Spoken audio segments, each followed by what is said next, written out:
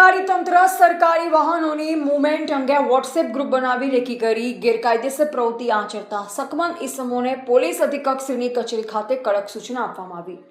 છોટાઉદેપુર જિલ્લાના સરકારી તંત્ર સરકારી વાહનોની મૂવમેન્ટ અંગે વોટ્સએપ ગ્રુપ બનાવી રેકી કરી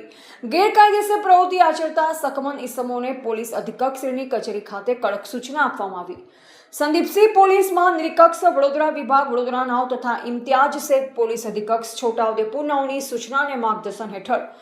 જિલ્લામાં ખાણ ખનીજ પોલીસ આરટીઓ તથા બીજા સરકારી વિભાગના અધિકારીઓ તથા સરકારી વાહનોના લોકેશન વોટ્સએપ ગ્રુપમાં શેર કરી ગેરકાયદેસર પ્રવૃત્તિ આચરતા ગ્રુપ તથા ઈસમ ઉપર વોચ રાખવા સૂચના કરેલ। જે અનુસંધાને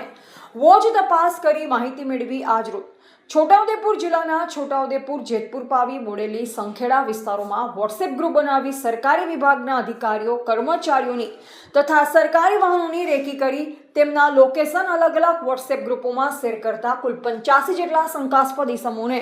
પોલીસ અધિક્ષકશ્રીની કચેરી ખાતે પોલીસ અધિક્ષક ઇમ્તિયાજ શેખ નાઓએ SOG police sub inspector Ahmed Jadav અને સમગ્ર એસઓજી ટીમને સાથે રાખી તમામ ઇસમોને કાયદા વિરુદ્ધ ગતિવિધિ નહીં કરવા સારું સ્પષ્ટ અને કડક રીતે સમજ આપી। Reporter Bhikhabhai Sipai, MD news, Palanpur, Banaskantha.